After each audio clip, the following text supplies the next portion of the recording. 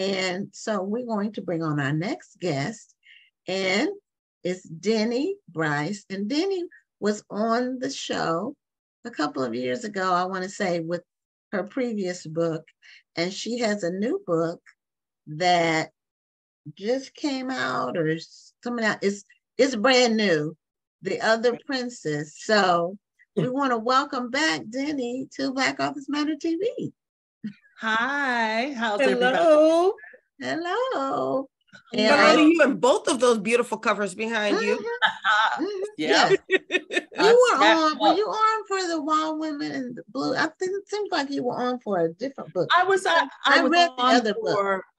In the Face of the Sun. Yes, because I read that one. And it was very good. And so, but I've been seeing your accolades about The Other Princess. When did it come out? A couple of weeks ago? A week ago today. A week ago. Okay, I knew it was new. A week ago today, I know. Except if my voice is sounding a little funny and I look a little sleepyhead, it's because I was suffering from COVID for 2 weeks.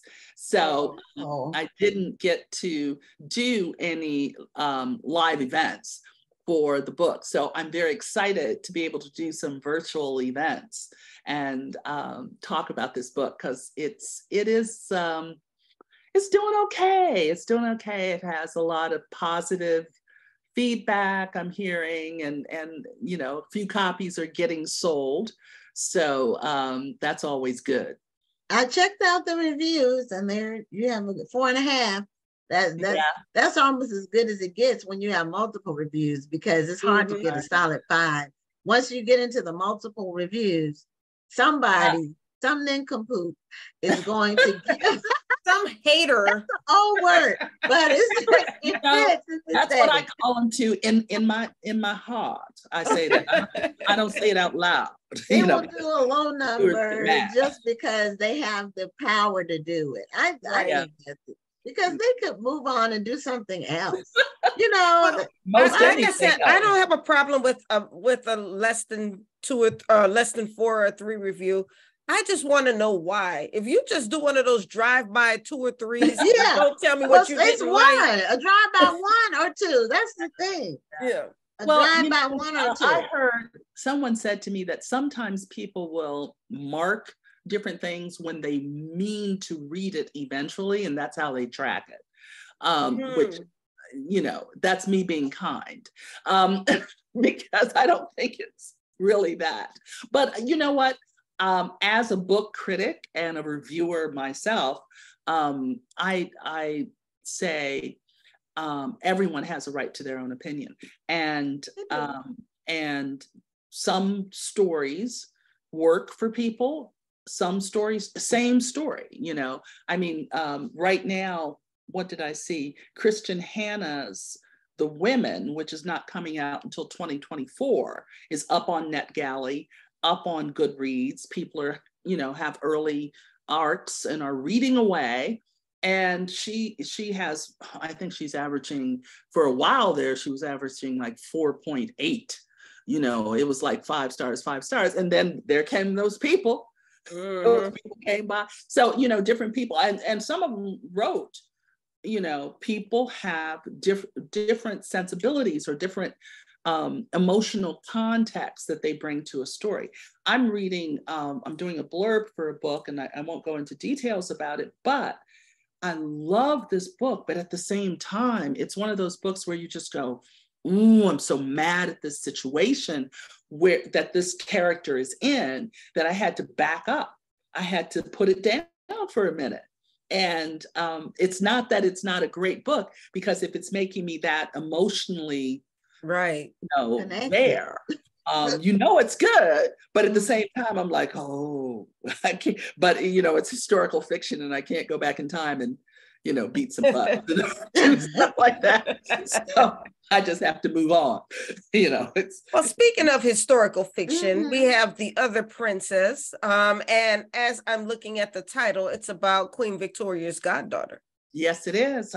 Her African goddaughter, who was a real person, Sarah Forbes Bonetta, a real life young woman who I learned about initially and only briefly back in 2016 when on PBS, the special Victoria was on PBS. And they had an episode where Queen Victoria had this small Black girl was her ward. And then I was like, okay, I guess that happened. I didn't think about it for a couple of 3 years. I let that go, had other things on that mind. show. Just let that go. I saw that series. And yeah. I really enjoyed it. I like period shows. I do too. They're well done. Mm-hmm. Some of them are really well done. That one was very good. At the same time, I just wasn't in, my mindset wasn't invested in that one episode with the little girl in the snow, because that's all I remember. Maybe it was the snow that made me crazy. So I went and forgot about that, moved on. I was working on my first novel, working on my second novel, and then saw a tweet, that's it, on Twitter, formerly known as Twitter, from an editor at William Morrow, Tessa Woodward. And it was, how come I haven't seen a book or a pitch about Sarah Forbes Bonetta? And I was like, I remember that name vaguely. This is 2019, 3 years later. So I looked up some stuff, had a good friend, Vanessa Riley, who I'm sure has been on this show. Yes. Said, you know, you need to write up something and send it on, which I did, and was able to win that contract. And what was so amazing to me, because that was it is my first, what do you say, biographical historical fiction. Okay. Where I had, because my first two books, I had a lot of history in the books, but my main characters were completely fictional.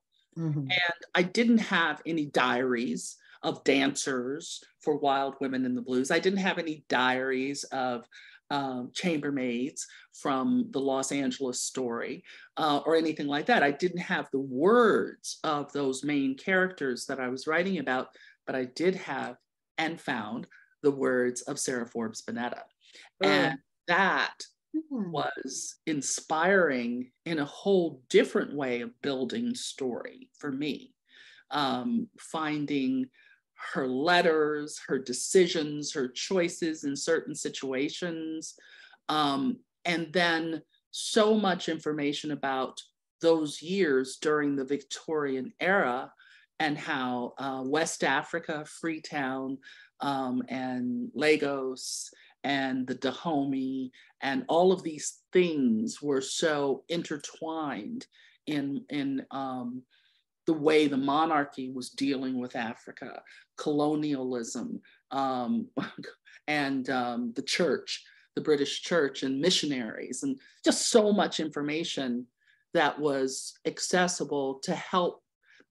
It was for me, all of this information was for me to help me shape the story about Sarah Forbes Bonetta, whose first name, her original name was Aina, A-I-N-A. And it's West African with the meaning born with an umbilical cord around her neck. Oh, wow.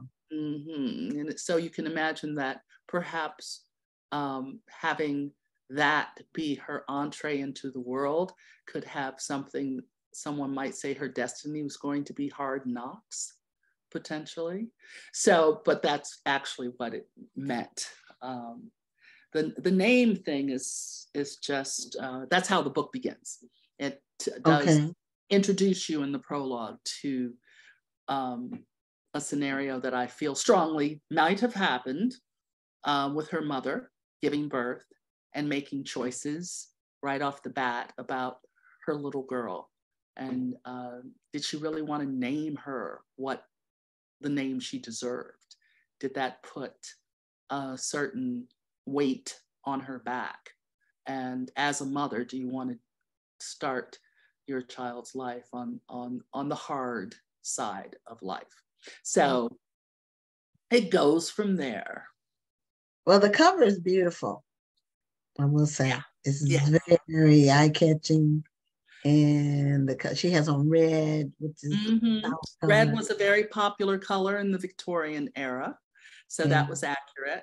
And it looks like a castle or the Buckingham Palace.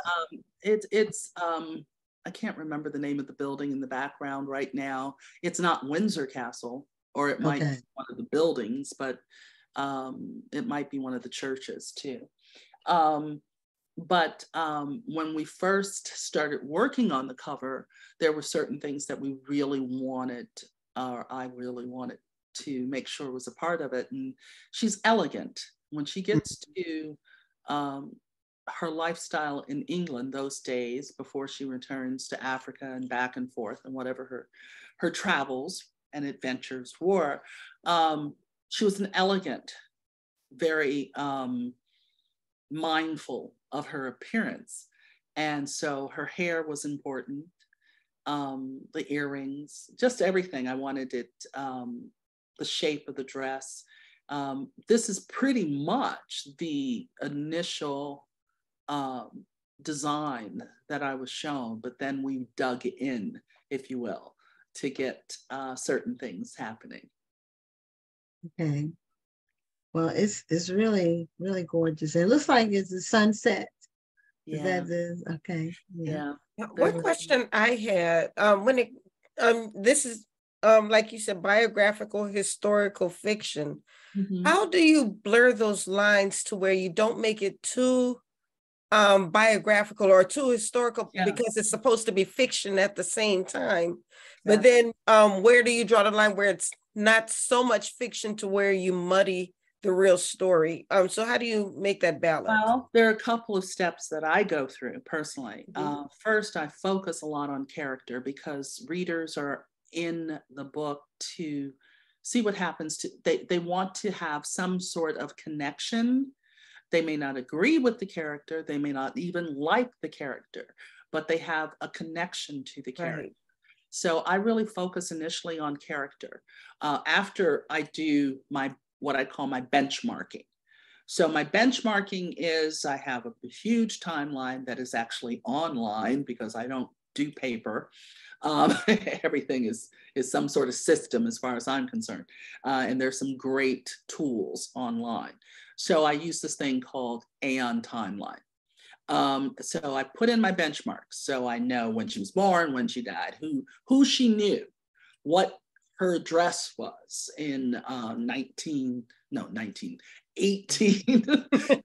which year do I actually know? 1850s, 1858, 1860, who her neighbors were. When did she visit with the Queen? When did she sit down and have meetings? And so all of those absolute moments, her letters, when she wrote them, and what did she say? What was she talking about in that particular letter? So you put all that down, and then you say, okay, who is this woman? And I sort of personalize it, I must admit, if I was a 5-year-old child and I experienced a traumatic event, how might I have responded, especially if I'd been treated like a princess, because I was a princess in my community. So I was always someone that had her, way, had her pride, had the best of, as her mother tells her in the opening prologue, you are known, we are always watched, because you are the daughter of the king of this community. So always be aware that people look at you as an example. It reminds me of what my grandmother used to tell me. Every time we got ready to leave the house, she said, you remember you are Helen's grandchild. But yes, and that good grandmother, and or those sort of things. That's why I say I somewhat have to draw from my own experiences, but at the same time I have the facts of what happened to her. She witnessed some horrific things as a young girl. Then she was enslaved for a while. Then she was gifted to the Queen of England and traveled over seas to England. And then she gets there and she doesn't meet the Queen for months. And during that time, she is told, you know, you have got to be prepared for that moment when you meet the queen. And she's already been raised to prove her value at all times. So that sort of shaping of character is that first step, because that's fiction, you know, because I've never had a conversation with her. Can't time travel as much as I like. I can't do it. And the other thing I remember, this is a quote that I sometimes, and it's an anonymous quote as far as I know. And so they say, if you want to time travel, listen to the music. Of the time, the sounds, the music. So I did a lot of that. From the royal court, Mendelssohn was a popular composer during the time, to the African music and sounds and instruments of that century. So, you know, so you get, and I do that with every book. I'm a big music person. I love music, all kinds of music. And it's probably, well, it's rooted in, of course, in my background is, you know, listening to my mother's favorite song that she played was an album by Aretha Franklin. And one of the songs on it, I remember, was called Soul Serenade. It might have been the Respect album for as far as I know, but that's what we cleaned the house to when I was a little girl, you know, the music play. So there was always that music. And then when I was in college, I was a dancer. And so I had a lot of it. I actually was a ballet dancer for a time, as funny as that memory is, and had a lot of exposure to classical music, from Stravinsky to just all of the classical ballets from the Russian, you know, history of dance, studied that mess. So I had all of this music is always something that I tap into when I'm writing any book. Even with In the Face of the Sun that you read, there's the 60s soundtrack that goes with that. And I got Otis Redding, just, you know, some of the sounds of that time period. So yeah, there's a saying that if you want to know about the pulse of what's happening at a particular time, listen to the songs. Yeah. And I'm wondering how someone would characterize the current music in terms of the pulse of the times. Well, I'm actually going to play with that in another book, because it's still going to be historical fiction, but one of the timelines would be current. And my main character would be someone who would be listening to, and I've been listening to a lot of rap lately, the evolution of rap, from the rap that I liked, which, you know. Grandmaster Flash. I'm trying to remember. Or Gil Scott-Heron, who actually rapped, but it wasn't called rap. No, when he talked in his songs, he talked, but it wasn't called rap. That's right. So, that's right. He always talked either in the middle or the beginning. He was always and saying he was on the pulse of what was happening at the time. And the lyrics that he had are still relevant. That's the absolutely. But I probably, you know, for me in rap, I like Eminem, Snoop Dogg, and then you have what's happening today, which is any combination of the evolution of the female rapper and what that energy is bringing to the table, which is, I believe isn't there a Netflix special on about the evolution of rap? I'm sure there is. I've been watching TikTok. You want to keep up? Watch TikTok. If you don't know, right, a version of information on TikTok, and they have, and then they have YouTube has a lot of shorts on. You know, because there seemed to be sort of a battleground of Eminem versus some of the modern rappers. and the female rappers and the evolution that they've gone through, which for a while I did not care for. But now I have an appreciation of it, everything from the wildness of Meg Stallion or Three Stallion or whatever, to whoever, Cardi B, what, all of these people who are doing some wild stuff. Now, how does that impress people? And don't get me started. I start doing research and I start talking crazy. Anyway, music is a way. Lyrics are a way to get to know. I did that quite a bit with Wild Women in the Blues, and getting sort of the pulse and the beat of how people interacted. I listened to the lyric. I really paid attention to the lyrics from that time period, from Alberta Hunter to Bessie Smith, and how they were writing the blues. The blues were the place to get the sort of the tone of that community that I was writing about in that story. So that was like maybe the 40s, was it? Which one? The 40s? Women was in the 20s. The 20s, okay. The book that I have coming out in March of 2024, I co-wrote with Eliza Knight, is about, it's called Can't We Be Friends, with Ella Fitzgerald, and it's the story of Ella Fitzgerald and Marilyn Monroe. And I saw that somewhere online recently. Yeah, we haven't been talking about it a lot because we've been talking about You're this right, one. the other princess. But I did see it. It might have been today. I don't know. But I did see that. We did put something out. I know Eliza put something out, and I put something on social media. But the thing is that with The Other Princess, I mentioned the Mendelssohn and the music of the court, but also there was just so much information. I mean, her letters, her diaries. The book that had a lot of, I used a lot, was written in 1999 by Walter Myers, I believe is his name. And it's a children's book called At Her Majesty's Request, I believe.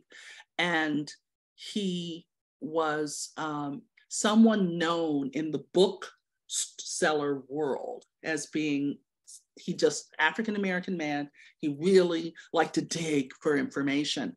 And so a London bookshop contacted him in the States and said, I just found this stuff buried in a corner about this woman named Sarah Forbes Bonetta, and it looks like she wrote these letters and she was African.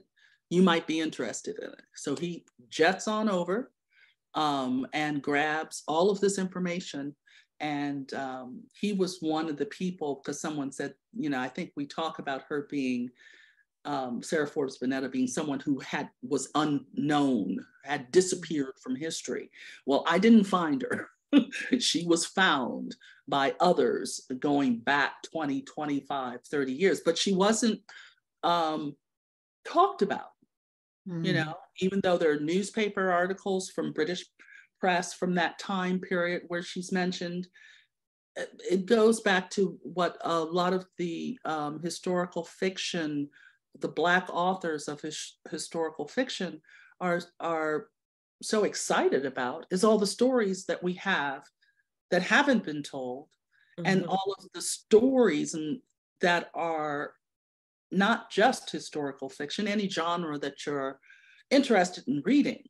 If we tell readers, or I tell readers anytime I have an opportunity to talk, is broaden your horizons on what you read. Absolutely. And you're going to find more and more that you're going to enjoy and or connect with. And so it's very exciting right now, but it needs to keep energizing more and more. Books need to be sold more and more. People need to be talking about the books that they enjoy and they love. So as historical fiction is really, there's a lot coming out. There's a lot that's come out, and there's a lot more coming out. Right. It's a very hot genre right now. It continues to sell, because I know how the industry is. if it doesn't keep selling in large numbers, then they'll say, okay, well, the time has passed or whatever. They move on. They switch. And so, yeah, like yeah. But that's within the industry. They're gonna keep writing something while it's still hot. But I know we only have a few minutes left, but I did want to go back because one of our viewers was asking about the name of the timeline that you use. Oh yes, it's called Aeon Timeline. AEON. It's an app that you can get from the App Store. It costs a little bit of money, but it's an amazing thing. An AEON timeline? Yes. Okay. Okay, I just put it in the chat. I need to look for that too, because I have a historical fiction book in my head that's going to take me a minute to write. Okay. And I'm going to need that timeline because the times are going to be very, very important. I had to put in all of Queen Victoria's 10 kids, everything, because as you're writing, you need to know how old they are in that moment. Where are they? When did they get married? When did they die? When did they this? And there were too many of them. Yeah, they were a lot. And that series, if people have an opportunity, it's a really good series. If you want to know about how the royal family has been able to keep going for 1,000 years, that's part of it. I love documentaries too. Right. I watch a lot lot of documentaries.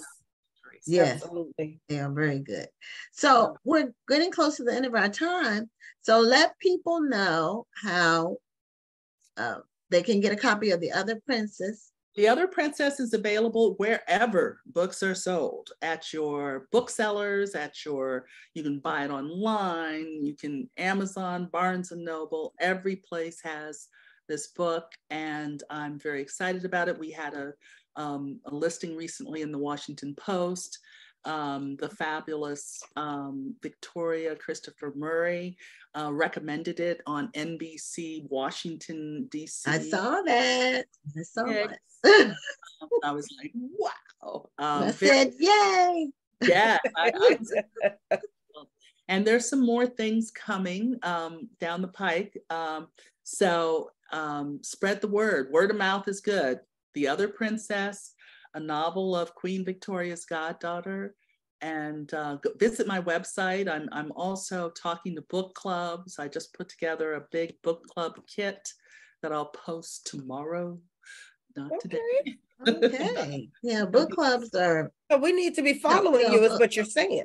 Yes, definitely. Definitely follow me. Just visit my website, and it's very easy, DennySBryce.com.